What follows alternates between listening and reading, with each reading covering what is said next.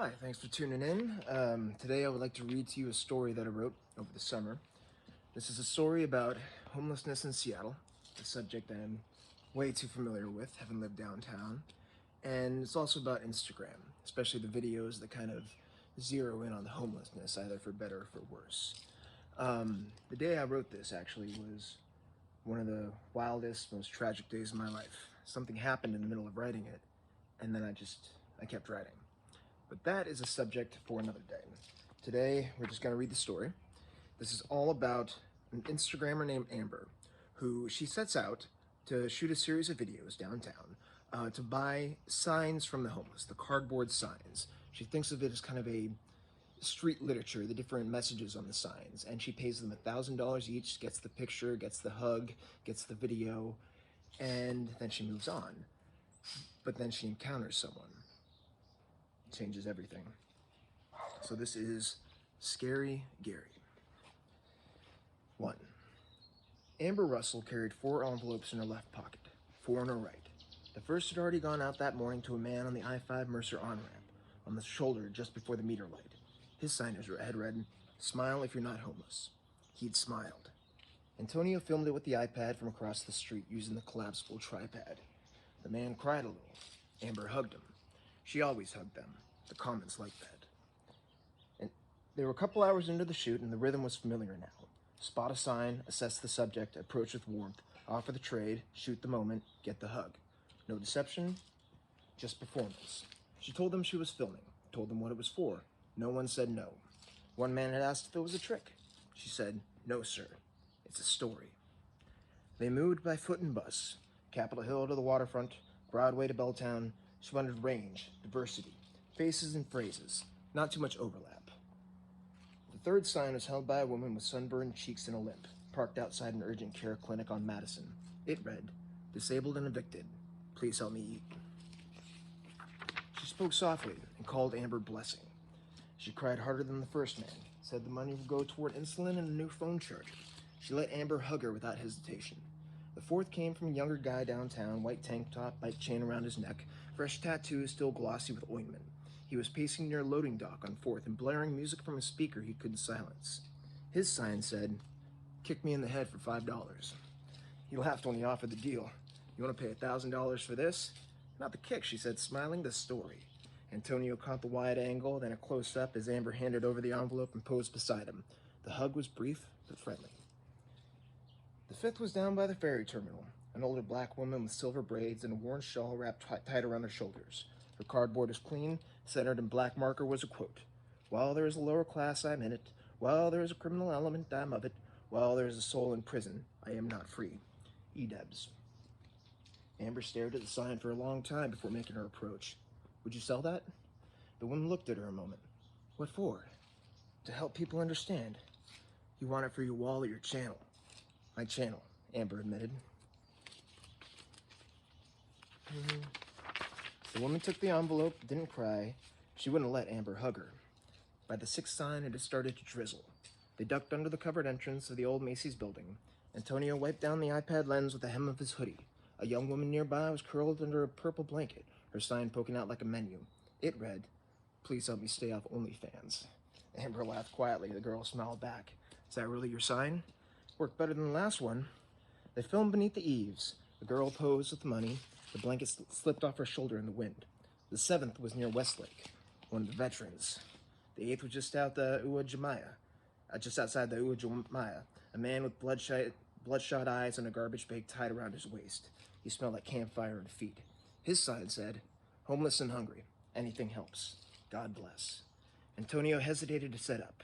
The man was muttering to himself, rocking back and forth. Amber went alone. He accepted the money with a strange laugh. She hugged him quick and stepped away. They added the sign to the tote bag. By now, the sun was low behind the Smith Tower, and the streets began to darken. Rain had stopped, but the gutters were slick. Pike smelled like coffee grounds and piss.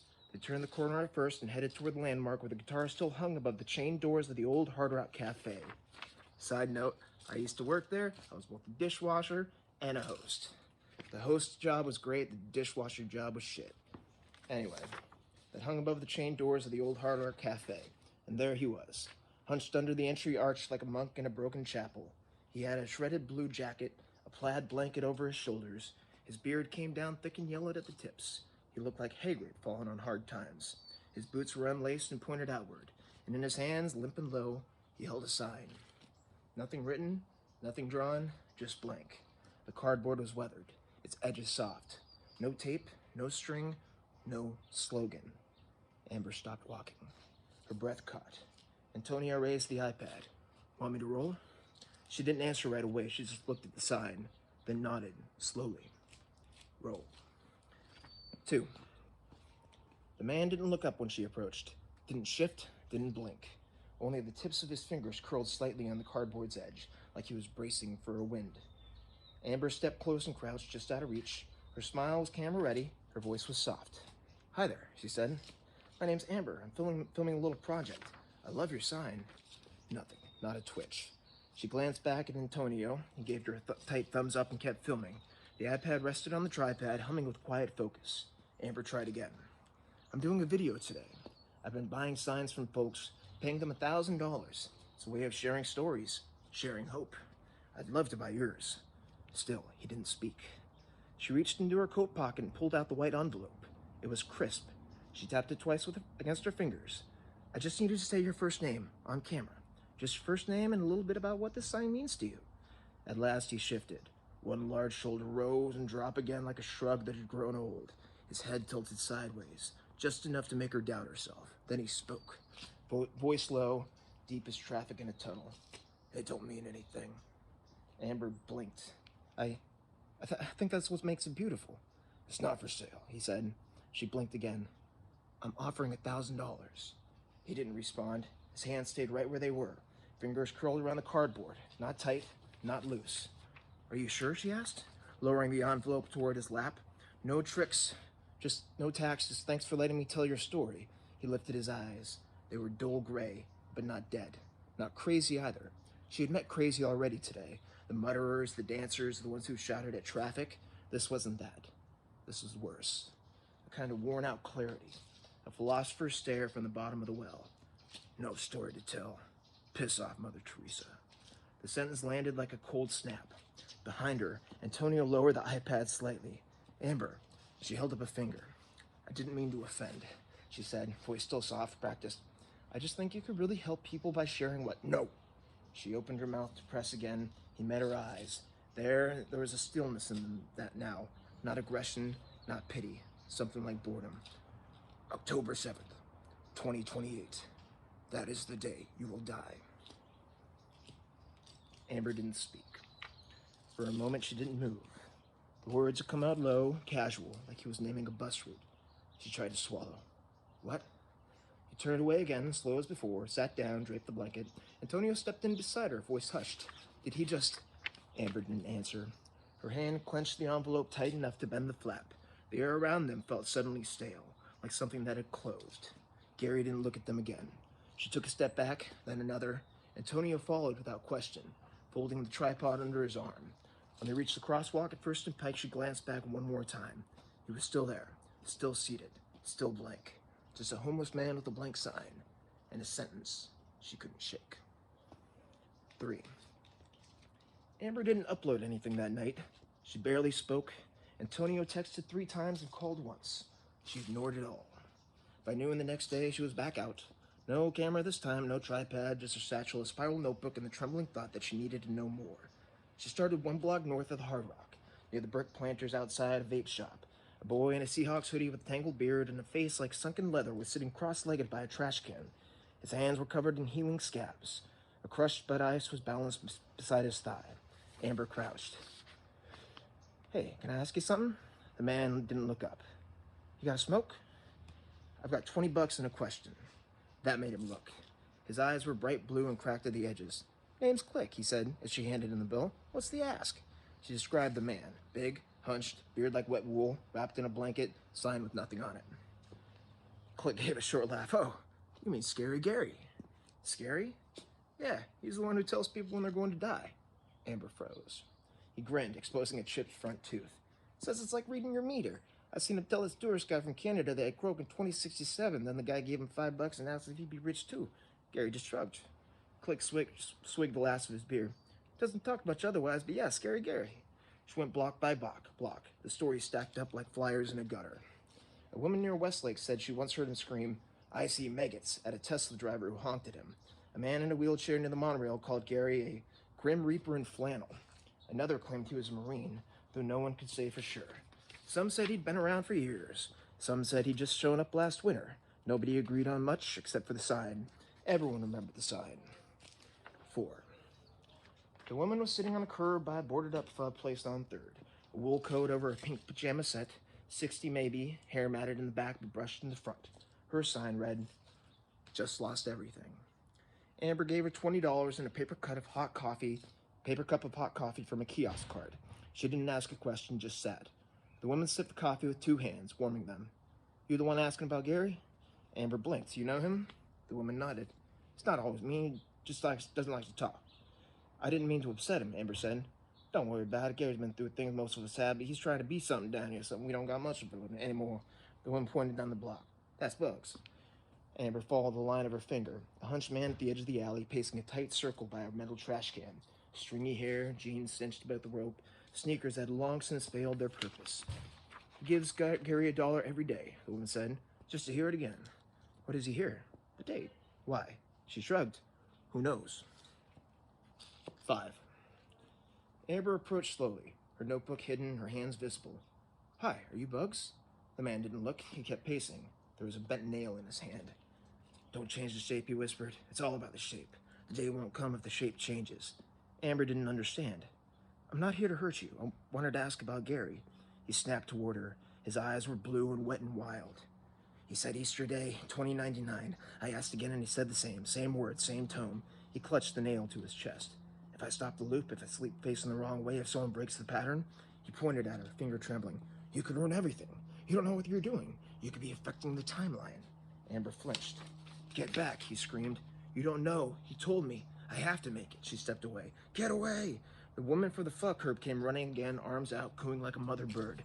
Bugs, love, it's okay. Let's sit, all right. Let's sit. She's gone. Amber stood stunned as the woman guided him down, wrapped an arm around his back, whispered into his ear.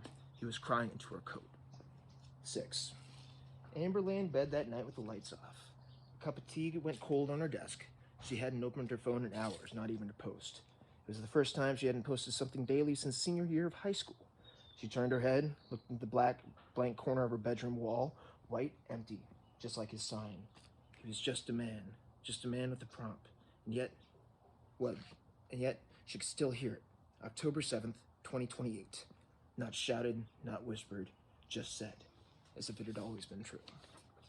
Her stomach flipped. Bullshit, she thought. It's all bullshit. Then she sat up, opened her bank app, and stared at her balance.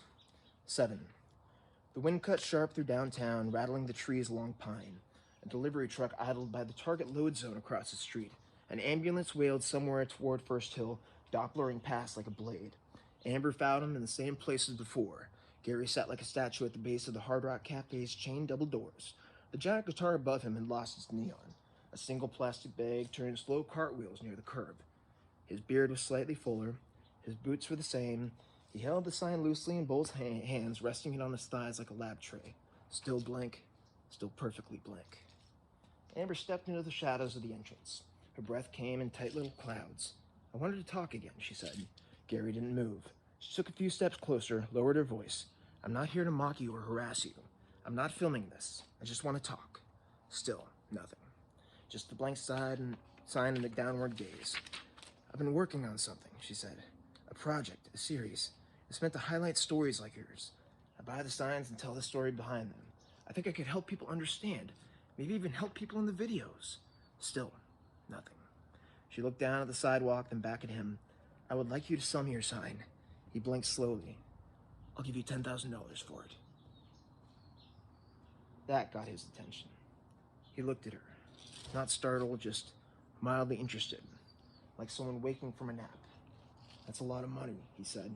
"It is," she said. "It could change your situation, get you off the street maybe." He shook his head, almost regretful. "The sign's not for sale. Not today, not any day." She reached into her coat pocket and pulled out a white envelope, thick and weighty with bills. "I'm not trying to exploit you. I think what you're doing is beautiful, honest. The blankness of it says so much. It's a statement, a mirror. It's... Gary raised a hand. I know what it is. And let me help you. Let me help you tell it. I can make a video of that. No. Why? He looked up at her then. His eyes were clearer than she remembered. Pale, glassy blue, with something terrible swimming just beneath the surface. Something awake. You die on July 2nd, 2026. She froze. That was next summer. Last time he said, stay away from fireworks. There was a long silence. A delivery van honked down the block. Somewhere a saxophonist played. Gary just stared into his own lap, lost in thought. Amber turned away and walked away before the tears could rise. She didn't sleep that night. Not really. She kept picturing the sign, how it sagged gently in his hands, edges worn like driftwood, the texture of its silence. It said nothing. That was everything. The ultimate commentary, a pure negative space poem. It was the absence of a narrative that made it a story, a Zen koan, a Banksy in the wild. She could see it in her video. The ending image, one long shot, no music, no cuts, just a slow zoom on the blankness, a final answer to the whole absurdity. She wanted it more than anything. 9. It took 2 passwords to access the account. One was a reference to her cat from middle school, the other was an ABBA lyric. She stared at the balance for a long time. $43,411. Never to be touched, she whispered aloud. Unless it's real. She clicked transfer. $20,000 moved into her checking. This was supposed to be her miracle fund, her down payment if Seattle ever cracked in half and housing became possible again. In her generation, buying a house was like landing on the moon, only lonelier. Now it would go to a sign. The next morning, she went to the bank. Crisp 50s and 100s, rubber banded in neat stacks, slid across the counter. Back home, she stuffed the envelope with care. 10 grand from her project budget, 20 from the vault. It bulged like a miniature pillow. She zipped it into the inner pocket of her oversized canvas tote and left her apartment. 10. It was cold that morning. Thin rain in the air, not quite mist, not quite drizzle. Amber wandered the blocks around Pike Place for nearly an hour. She looped the cobbled streets, passed the flower stalls twice, stood staring at a busker playing Radiohead on a glockenspiel. Oh, side note, I've done that too. So down at Pike Place Market, you have to, there's like certain places where you can bus that's playing guitar for money, and it's more like kind of organized there, just because there's so many tourists. I did that back in 2014 out in front of the original Starbucks down there. I believe the Lamplighter Books. Didn't make any money, but it was fun as hell. Okay. Stood staring at a busker playing Radiohead on a glockenspiel. She wore a gray hoodie, black jeans, and a knit cap pulled low. Her eyes were bruised with exhaustion. The tote bag knocked against her thigh like a weapon. No one knew she was carrying $30,000 in cash. Eventually, she came up First Avenue, passing the boarded-up bookstore, which I just mentioned, and the 24-hour noodle place, and rounded the corner back toward Hard Rock Cafe. There he was. Same spot, same posture, same blank sign. She stepped up into the recessed entrance and faced him under the darkened guitar. I'm not filming this, she said. There's no one else, just me. He didn't respond. She stepped closer. This isn't a stunt. I'm trying to do something meaningful. That's all I've ever wanted. I'm a storyteller, and you, her voice broke. She steadied it. You were telling a story with that nothing. That cardboard, the silence. I don't even need your name. I won't put you in the video. No face, no voice, just the sign, just the image. Still, he sat. Still, he didn't look at her. I'll give you $30,000, she said. I'll walk away. You'll never see me again. You can get a hotel, you can buy a car, you can go anywhere. Get clean or stay fucked up, whatever you want. I don't care. He didn't look up. She took a breath. I've been thinking about what you do. I think I understand it now. Still no reply. You get people close, just long enough to give you something, a dollar, a question, then you push them away with death. You scare them off. She shifted the tote bag higher, her hand brushed the cash inside. You weren't always like this, she said. You had a life. You lost someone or something, then you lost your money, and now you lose people on purpose. You punish them, or maybe you punish yourself, I don't know. She stepped forward. But I think you want to be found. That's what this sign is, isn't it? A signal, a blank page, waiting for someone to write the right thing. For a long moment, nothing. Then Gary turned toward her. It was the first time he had looked at her head on. His eyes were not angry, not tired. They were clear, still, the color of storm glass. He said one word. Tomorrow. The world went still. And in that moment, she believed him. Everything she thought she understood collapsed at once. Her diagnosis dissolved. Her footing vanished. The rain came harder. It landed in sharp little streaks on the sidewalk, the steel railing, the sealed patio of the long-dead restaurant.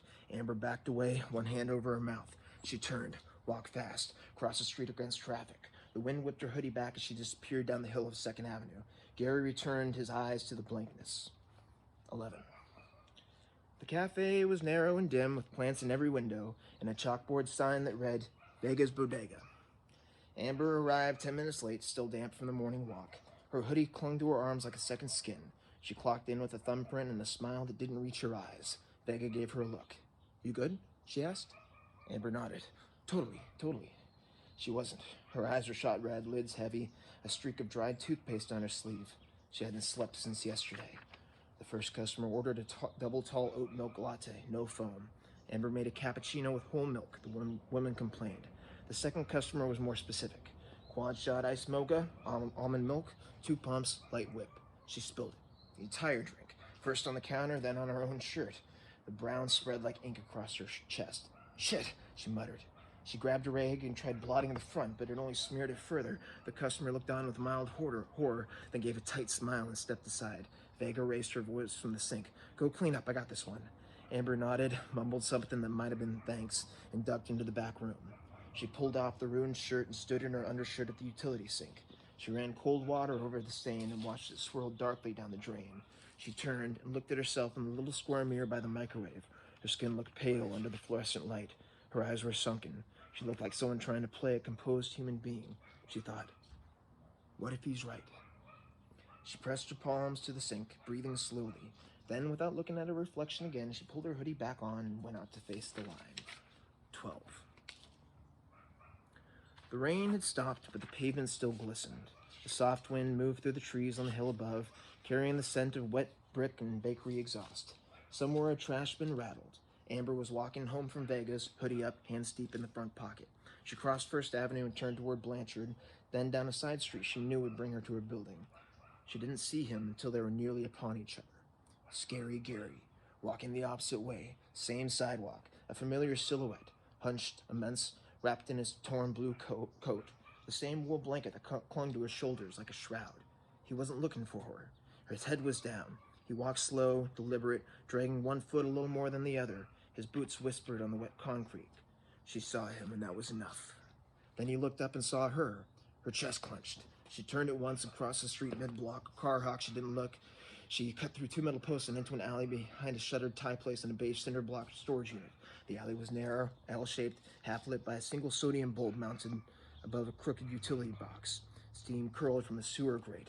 Piles of broken-down cardboard leaned against one wall like a spine. She passed a soggy mattress, a broken mop, the outline of an old tagging crew sprayed across the bricks in fading gold. At the far end, the alley bent left, a dead zone that ended in a loading ramp. She reached it, stared at the locked service door. No exit, just a steel overhead bay, chained shut, and a few discarded pallets stacked like kindling. Behind her, nothing. Just the silence of the alley and her own heart knocking against her ribs. Then, a boot step. She turned. He was there at the mouth of the alley, half in shadow, silent. She stepped back instinctively. Her heel hit a loose piece of wood. It clattered. He walked forward, slow as rain. He didn't speak. The alley was too narrow to run past him. Another step, another. She could see the sign now. Blank as always, held limply in one hand. The other arm was folded beneath the blanket, cradling something she couldn't see. Please, she whispered. I don't want any trouble. Still, he didn't speak. Just another step, slower now, closer. His eyes never left her. She pressed against the corner of the loading ramp, the alley dead-ending behind her, L-shaped, no way out. He stepped into the light, boots slow and even, no rush, no purpose, a quiet certainty. His silhouette swelled with each step, steam swirling around him. The blank side hung loose at his side, darkened by drizzle, but unreadable as ever. He didn't speak, didn't raise his eyes, just kept walking, one hand in his coat, the other limply gripping the board. Amber said nothing at first. Then, "You said I'd die today." He stopped. No reaction, no tilt of the head. Just the shape of a man shadowed by the weak alley light. I'm sorry, she stammered. I didn't mean to push. I just thought if you understood what I was doing. Still, no answer. She swallowed, her back against cold metal. I'm trying to help people. I thought maybe you... Then he laughed. It was a warm, sudden sound, out of place in the dampness. Not cruel, not unhinged, almost jolly, like something that startled him too. Oh, Jesus, he muttered, a hand on his stomach. You actually believed it. He finally looked up. His eyes met hers. You think I'm the Grim Reaper? I don't know what I think, she whispered. The hell am I gonna do? Kill you with cardboard? The sign flopped softly as he raised it. This is just a bit of street theater. Amber blinked. Gary stepped closer now, not a threat, just presence. The rain slicked his shoulder and his beard glistened under the weak alley light. I tell young people to die so they'll love faster, he said. I tell old folks they've got time so they stop worrying.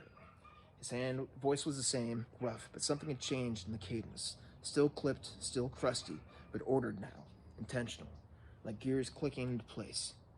You, he said, you're stubborn. Needed the hard version. She stared at him, eyes wide. So, it's not real? He gave a half shrug. Maybe it is, maybe it ain't. What matters is whether you wake up. The real date is out there, written on the skin of the universe. I may not know it, but it knows you, and it walks with you always. That's what I want people to remember. She looked down at the cardboard. Why won't you sell it? He snorted. Because then it's just paper. But the sign's just a sign. The meaning comes from you staring at it too long. He stepped past her gently now, placed the board at her feet. There, it's yours. She didn't touch it. Don't tell anyone what I said, he added, already turning. Let it be what it is. The alley grew quiet. Amber stood there shaking, watching him vanish in the mist. She looked down. The sign lay in the puddles at her feet, water beating across the creases. She bent, lifted it gently. It was exactly what it looked like. The cutout side of a shipping box. No barcode, no sticker, no wet cardboard, soft at the corners, with a faint stain where the tape once was. The edges had begun to curl. One side sagged gently from the rain. It was garbage. She turned it over. Still, nothing. Her hands shook. This was it, the Holy Grail, the poetic masterpiece, the blank oracle she would have sacrificed her savings for. She'd been ready to spend $30,000 for a scrap of trash. A bitter breath escaped her lips. She flung it sideways, hard into the corner by the loading ramp. It slapped the wall and folded inward, collapsing on itself. She didn't look back. The rain picked up as she stepped out of the alley and disappeared into the pedestrian flow. At least the other 8 would make for good reels. 13. Amber posted the 8th video a month later. Then came the 9th. She shot it in the U District, late afternoon, soft light catching the steam rising from a nearby manhole. A man with a greasy beard and a Baroner's cap leaned against the electrical box with Cobain's face painted on it. He held a sign that read, Why lie? I need beer. She gave him a $1,000 Subway gift card and a 6-pack of Elysian IPA, glass bottles cold from the cooler in her trunk. Antonio worked the iPad across the street, tripod on the sidewalk, keeping the frame steady.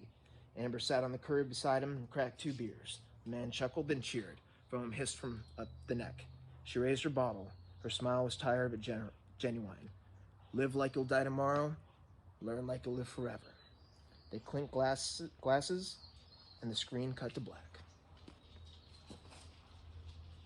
And that was Scary Gary.